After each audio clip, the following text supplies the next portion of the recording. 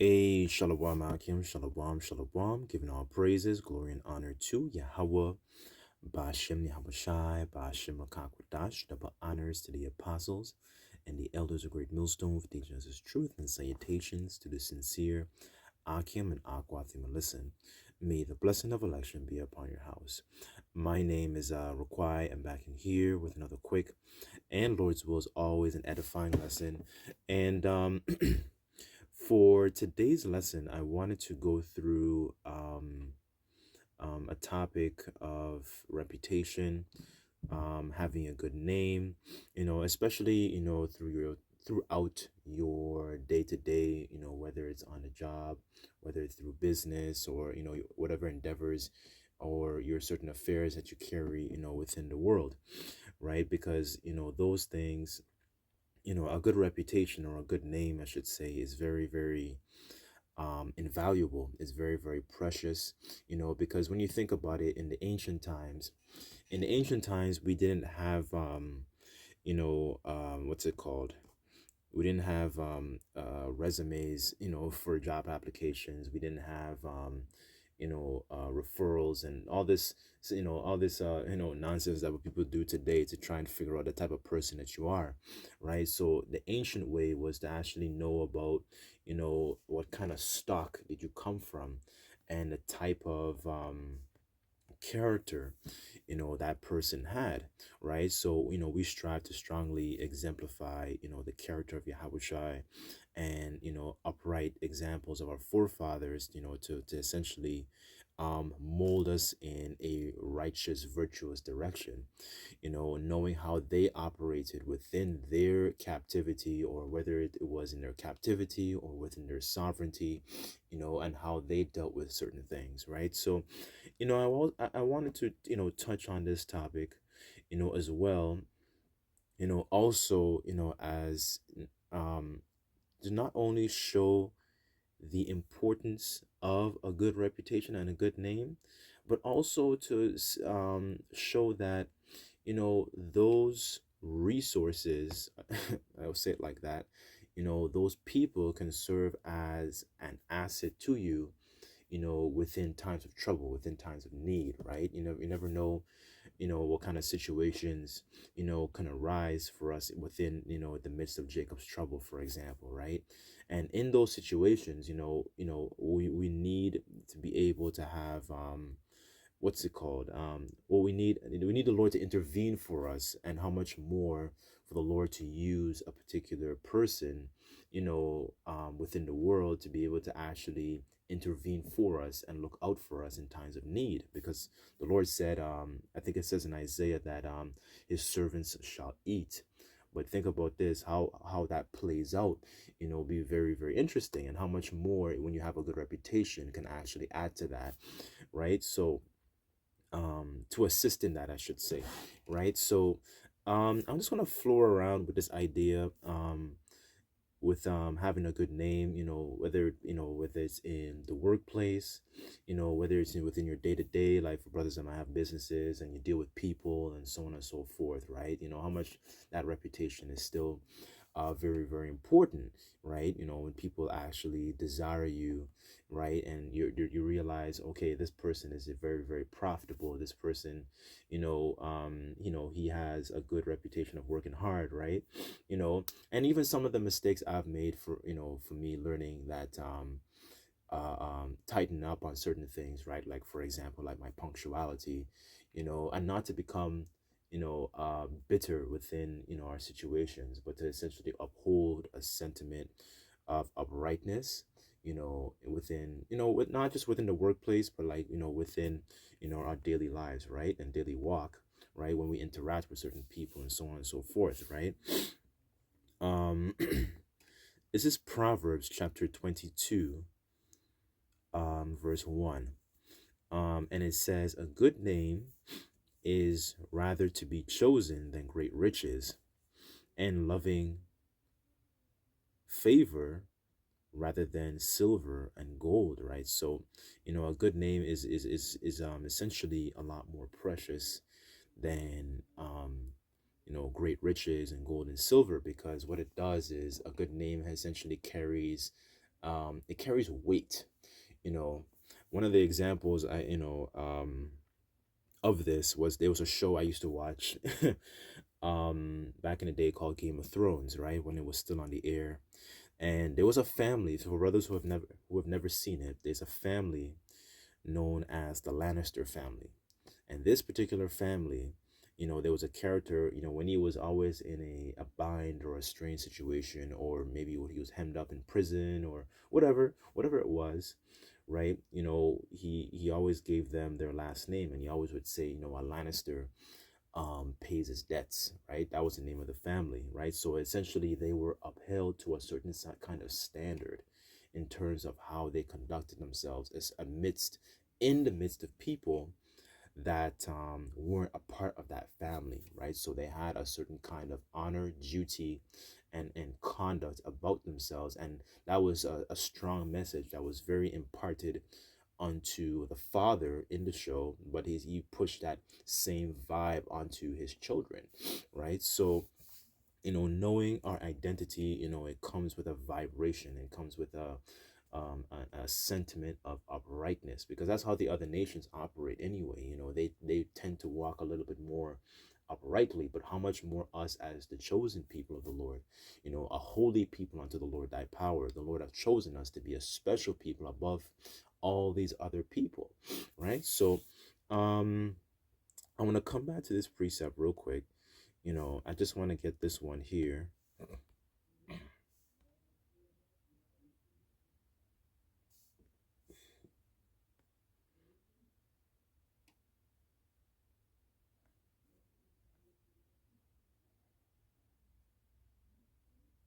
This is Deuteronomy 4 and 5, and it says, Behold, I have taught you statutes and judgments, even as the Lord Yahweh my power hath commanded me, that ye shall do so in the land whither ye go to possess it. Keep therefore and do them.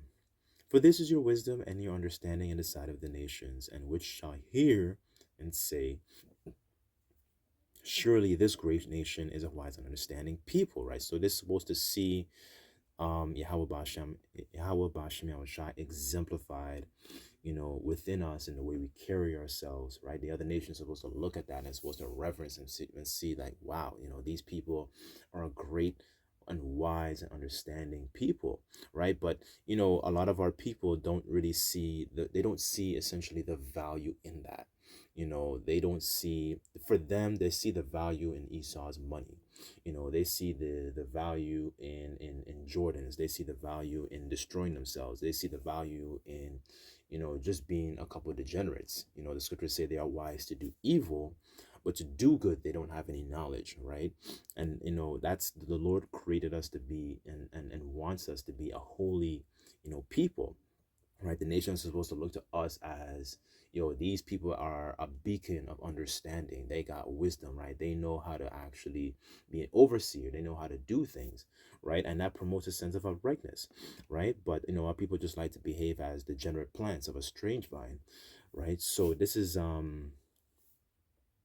verse 7, and it says, For what nation is there so great that the Most High Yahweh Bashmel Shai so nigh unto them as the Lord our power in all things that we call upon him for? And that's the nation of Israel, right? But only a very small few and this time would actually uphold to those ways, that conduct, because the mass majority of our people, they would rather scoff at it and see it as a burden. They would see it as it says in First John 5, they would see the laws as grievous. You know what I'm saying? So they don't see the value in actually uprightness, because when you think about a lot of our people's behavior, yes, our people get mistreated by the enemy, but when you think about a lot of the situations too, them being in captivity, a lot of their behaviors are really a lot of the times caused by, lack of knowledge. They get hemmed up in certain situations, and they don't use essentially wisdom. And the scriptures say that. The scriptures say wisdom is the principal thing. Therefore get wisdom. With all I get, and get understanding, right? So they don't see the value in having wisdom, operating in a certain sentiment and a vibrant and a higher frequency, right? Because operating on the vibration and being equal, when the Lord didn't create you to be that way. right? um, I'll read verse 9 and I'll go back to Proverbs, and it says, "Only take heed to thyself and keep thy soul diligently, lest thou forget the things which thine eyes have seen, lest they depart from from thy heart all the days of thy life, but teach them unto thy sons and thy sons' sons." Right. So these are precious, inheritance that you would teach unto your sons and pass them on to your seed.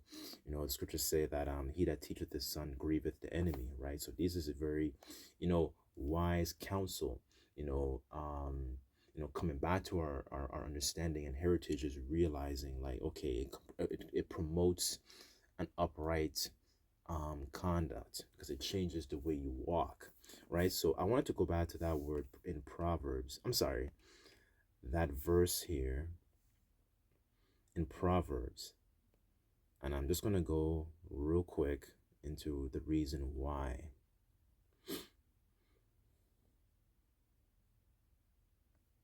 Okay, so here, so it says a good name. So I'm just going to click on the word name. And the Hebrew word here, this is H8034, and it says shum, right? And Shum, is one of the sons of Ham. I'm sorry, one of the sons of Noah. I'm sorry, right? One of the sons of Noah, and then through Shem, you had the sons of God. They came down through Arphaxad and Eber and Peleg, and all the way down to our forefather Abraham, right? And who begat Isaac, and right, and then who begat Jacob and Esau, and the Lord, have and gave the statutes and the commandments unto Jacob, right? He made a covenant with Jacob's sons, right? And Jacob's name was changed to Israel, right? He hath not dealt so with any other nation, right? So, so Shem here, it says here, name, it says reputation, fame, glory, it says memorial, and monument, right? So this is, part of knowing who we are, is knowing that we have a good name, right? And a good name it can take you very, very far, right? Just like how, you know, when, in the book of Joshua, when the Rahab had encountered those men, right? They knew they had an understand that name traveled very, very far, because they understood what the Lord had did for us in the time of Egypt, right? But think about it on a scale as how much more can that name take you, within, certain aspects of your own life as well, right? So when you operate in an element of that fear and operating in those ordinances, right? Um, what I wanted to do, I wanted to read this of a forefather who exemplified having a good name, even in the midst of captivity, right? Because, this is just part of the condition of the battle, but how much more, when you think about it, think of it as like a good long-term investment. Like, my goodness, you know, where, any of these people can be, can look out for me, can be, what I'm saying? I'm saying this like in a sense of like, okay, they can be a, as a matter of fact, let me get something Yahushua said to best exemplify, what I'm saying.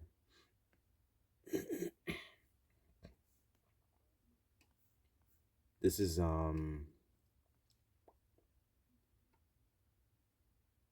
Luke chapter 16, verse 9, and it says, Yahushua speaking, "And I say unto you, make yourselves friends of mammon, of unrighteousness, that when ye fail, they may receive you with everlasting habitations."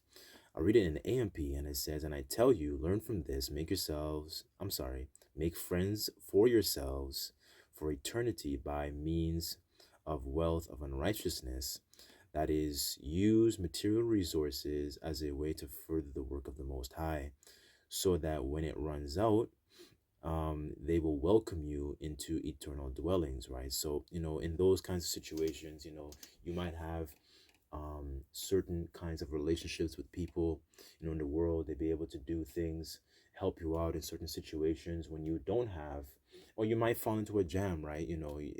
Things happen. We get tried. We lose things, right? You have a good reputation with, a few people you can be able to rely upon, in times of trouble, and how much more within Jacob's trouble, right? When all this calamity is going upon the earth, right? So, a good example I always like to think about is when you go into the book of Kings. During that time there was a famine, and the Lord commanded the ravens to feed Elijah. But later on, within that story, within that account, there was a woman that took him in and gave him some food to eat. So those are the kinds of things I'm kind of also leaning upon in terms of how much more, because the Lord put a spirit on that woman to, give Elijah, some food to eat and stuff like that, right? So how much more in an actual like time of trouble, right? So there's something, something to keep in mind, right?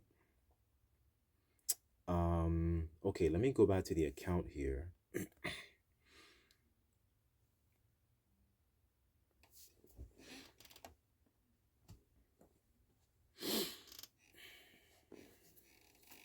So this is Daniel chapter 6, verse 1. And I'll read it in the AMP. And it says, Daniel serves Darius. And it says here, and it seemed good to Darius, who became king after Belshazzar, to appoint over the kingdom of 120 satraps who would be in charge throughout the kingdom. Let me actually, I think a satrap, if I'm not mistaken, just for edification, I believe it's a person in charge of the different provinces. So during the Achaemenid Empire, so the Persians and the Medes, you had a satrapy. So the satrapy basically was kind of like a province, right? And just like how, for example, in Canada, you have premiers that are over provinces, or in the states you have governors. I believe it's governors, if I'm not mistaken, or in charge of a certain jurisdiction or a certain state, right? The satrap was basically the person that was in charge of those particular so-called provinces at this time, right? So just to get an understanding of what's actually being conveyed here, it says here, verse 2, and over them three chief commissioners, of whom Daniel was one of these satraps, may be accountable to them, so that the king would have no loss from disloyalty or mismanagement. Then this Daniel, because of the extraordinary spirit within him, began distinguishing himself among the commissioners and satraps, that the king planned to appoint him over the entire realm. Then the other two commissioners of the satraps began to find reason to bring a complaint against Daniel concerning the administration of the kingdom, but they couldn't find no reason of for an accusation or evidence of corruption, because he was a faithful man of high moral character and moral and personal integrity, and no negligence or corruption of any kind was found in him. I'm sorry, right? So, these other dudes here, they were looking for, essentially they were looking for fault within Daniel. I'll read it in the KJV, verse 4. And it says, and the presidents and the princes sought to find occasion against Daniel concerning the kingdom, but they could not find one occasion nor fault. For as much as he was faithful, neither was there any error found in him, right? So, he had a certain type of moral excellence that was within him, right? In the KJV here, it says that he had an excellent spirit, right? Let me get that word, um, excellent.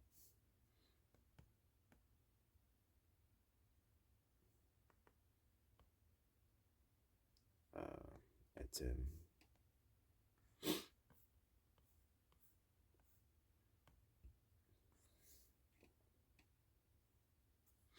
So excellent here It says here, excelled, unexcelled, I'm sorry, distinguished for superior merit of any kind. And that's how we're supposed to be. And that's who we are. We're superior people. One people shall be stronger than the other. So we're superior, not just in excellence, not just in, I'm sorry, not just in physically wise, but character, uprightness, prowess. You know what I'm saying? Like all these different facets, we're a superior people, right? And these are our forefathers. And this is another thing too. Like for brothers who struggle with like low self esteem, knowing these accounts and knowing these is the descendants we descend from, like there's no reason for us to feel bogged down in the spirit, because because of our situations, right? I know sometimes we get that, and that we have that low self-esteem in terms of like the way we were raised, and the way our parents probably treated us, and my father wasn't there or whatever it might have been, right? Going through these accounts helps to combat those negative thoughts and put those into subjection, and understanding that we are a superior people, right? And walking, and essentially I'm walking boldly in that, because the scriptures say a man should be known by his walk, right? Let me get that, and I'll come back to this.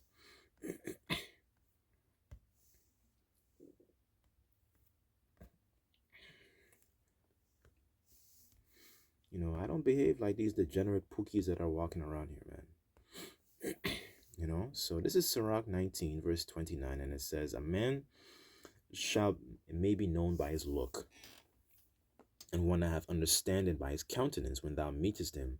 A man's attire and excessive laughter and gait, so essentially the way he walks shows what he is, right? So this is the type of way that we conduct ourselves, right? And knowing these accounts, it should provoke you to walk more uprightly, especially in the midst of this crooked and perverse generation, right?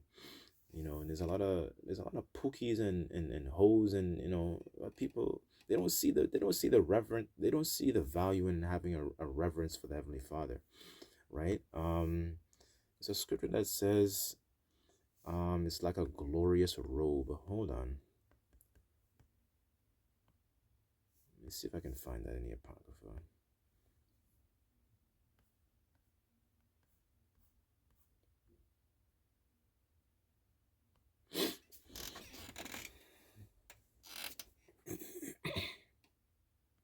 This is Sirach 27 and 8, and it says, if thou followest righteousness, thou shalt obtain her and put her on as a glorious robe, right? So you gotta imagine that, kind of like how Pharaoh, not Pharaoh, I'm sorry, how Joseph was decked out after he gave the Pharaoh the understanding. He clothed him with the fine linen, like in the spirit. You gotta like internalize that, and then understand, like I'm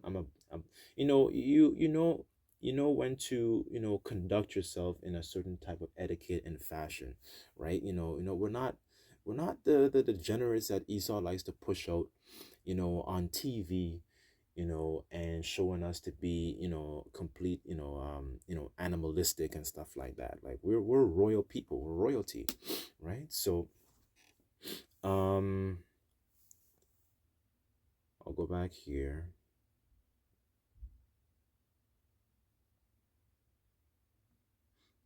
I just read verse 6, verse 4 again, and I guess that'll be it. And it says here, then the presidents and the princes sought to find occasion against Daniel concerning the kingdom, but they could not find occasion or fault, for as much as he was faithful, neither was there any error found in him, right? So you have people that jump on, demons that would jump on these people to try and to get you, essentially what they're trying to do is to get you to be carnal, right? So Satan's always in the midst, right? Like it says in Job, he was whence comest thou, he was going to and fro. So they're always trying to, they'll have people like that, whether whether it's in the workplace, or whether it's in your day-to-day affairs. They will jump on you to try and get you out of your element, right? Try and get you to do something carnal, right? So you have people like that, right? But that good reputation is still very invaluable, in these times, and how much more in times of need, when we actually need an advocate, you know what I'm saying, right? So um I'll leave the lesson there. I just want to, touch on that. There's other examples I could have used, but I thought this was a very, very, good example, and just in the midst of how we walk in this, within this, in this captivity, right? So I'll leave the lesson there, but, Lord's will, this lesson was edifying. Just like to give all praises, glory, and honor to Yahweh Bashem Yahushai. Until next time, I say Shalom.